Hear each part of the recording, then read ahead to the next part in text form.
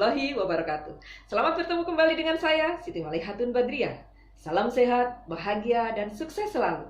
Teman-teman, para pemirsa yang berbahagia, pada kesempatan yang luar biasa ini kita kembali untuk membahas mengenai kreditor separatis. Kreditor separatis dalam kepailitan debitur. Siapa itu kreditor separatis? Kreditor separatis adalah kreditor yang tidak terpengaruh adanya kepailitan dari debitur. Lalu siapa saja kreditor separatis ini? Kreditor separatis adalah kreditor pemegang jaminan kebendaan. Nah, kepailitan. Kepailitan itu apa sebenarnya? Dalam pasal 1 angka 1 Undang-Undang Kepailitan dan Penundaan Kewajiban Pembayaran Utang, di situ dikatakan bahwa kepailitan adalah sita umum atas semua kekayaan debitur pailit yang pengurusan dan pemberesannya dilakukan oleh kurator di bawah pengawasan hakim pengawas. Nah, jadi di sini kalau kita lihat kepailitan ini berarti bahwa sita umum terhadap seluruh harta benda milik debitur. Namun di sini ada pengecualian, kecuali harta benda yang menjadi objek jaminan kebendaan. Nah, jadi objek jaminan kebendaan ini terpisah dari harta kepailitan tersebut. Karena di sini kreditor pemegang jaminan kebendaan ini sebagai kreditor separatis, tidak terpengaruh adanya kepailitan debitur. Nah, jadi kreditor separatis itu siapa? Adalah kreditor pemegang jaminan kebendaan yang meliputi kreditor pemegang gadai, hipotek, hak tanggungan, jaminan fidusia. Nah, inilah mereka kreditor pemegang jaminan kebendaan ini memiliki kedudukan sebagai kreditor separatis, dan benda yang menjadi objek jaminan kebendaan maka di sini terpisah dari harta kepailitan. Pasal 2 Undang-Undang Kepailitan dan Penundaan Kewajiban Pembayaran Utang dikatakan bahwa di situ mengatakan bahwa debitur pailit adalah debitur yang memiliki 2 atau lebih utang yang salah satunya sudah dapat ditagih namun belum atau tidak dilakukan pembayaran. Nah, di sini maka berdasarkan putusan pengadilan, berdasarkan permohonan dari debitur sendiri maupun dari para kreditor atau kreditor, maka di sini bisa dinyatakan sebagai debitur pailit. Selanjutnya bahwa merujuk pada pasal 27 ayat 3 Undang-Undang Jaminan Fidusia, yaitu Undang-Undang Nomor 42 tahun 1999, dan pasal 21 Undang-Undang Hak Tanggungan atau UUHT, yaitu Undang-Undang Nomor 4 tahun 1996, di situ dapat disimpulkan bahwa kreditor pemegang jaminan fidusia maupun pemegang jaminan hak tanggungan ini memiliki kedudukan yang aman jika terjadi kepailitan debitur. Artinya di sini dapat disimpulkan, dapat ditafsirkan bahwa kreditor pemegang jaminan kebendaan itu memiliki kedudukan yang tidak terpengaruh adanya kepailitan debitur. Nah, hal ini kemudian kembali ditegaskan di dalam pasal 55 Undang-Undang Kepailitan.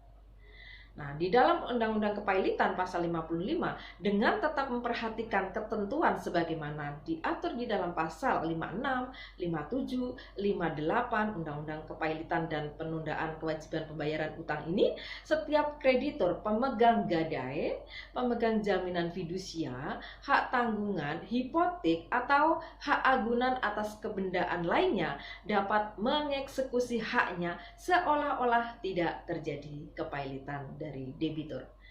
Nah, itu mengenai kreditor separatis dalam kepailitan debitur. Namun di dalam pasal 56 di situ dikatakan hak eksekusi kreditor sebagaimana dimaksud di dalam pasal 55 ayat 1 tadi, dan hak pihak ketiga untuk menuntut hartanya yang berada dalam penguasaan debitur pailit atau kurator di sini ditangguhkan untuk jangka waktu paling lama 90 hari sejak tanggal putusan pernyataan pailit tersebut. Nah, selanjutnya dalam pasal 59 ayat 1 Undang-Undang Kepailitan, di situ dikatakan bahwa dengan tetap memperhatikan ketentuan di dalam pasal 56, 57, dan 58, kreditor pemegang hak sebagaimana dimaksud di dalam pasal 55 tadi, 55 ayat 1, harus melaksanakan haknya tersebut dalam jangka waktu paling lambat 2 bulan sejak dimulainya keadaan insolvensi sebagaimana diatur di dalam Undang-Undang Kepailitan dan Penundaan Kewajiban Pembayaran Utang ini. Nah, pengaturan mengenai hal tersebut tidak berarti bahwa hak-hak dari kreditor pemegang jaminan kebendaan atau sebagai kreditor separatis ini menjadi tidak ada, tetapi tetap bisa melaksanakan haknya sebagaimana tidak terjadi kepailitan dari debitur. Karena di sini kedudukan kreditor pemegang jaminan kebendaan tetap sebagai kreditor yang memiliki kedudukan yang aman.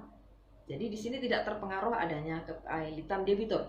Meskipun di sini dikemukakan ada batas waktu 2 bulan, maksudnya ini ada dua penafsiran ya. Ada yang mengemukakan bahwa 2 bulan ini dimulai ya, harus sudah dimulai pelaksanaan eksekusi.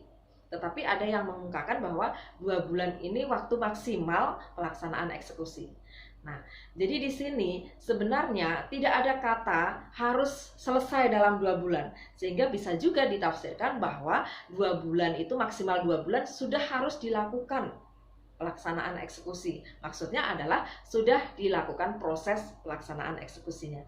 Nah, mengenai maksimalnya kapan itu tidak ditentukan secara jelas di sini. Nah, bisa ditafsirkan seperti itu. Ada 2 penafsiran memang. Ada yang mengatakan maksimal 2 bulan itu harus sudah selesai, tetapi ada yang mengemukakan bahwa 2 bulan itu sudah harus melakukan sesuatu dalam rangka pelaksanaan eksekusi objek jaminan kebendaan.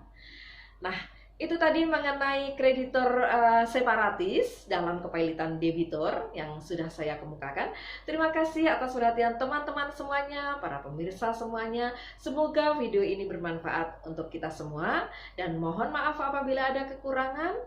Dan sampai bertemu lagi pada kesempatan mendatang. Terima kasih. Wassalamualaikum warahmatullahi wabarakatuh.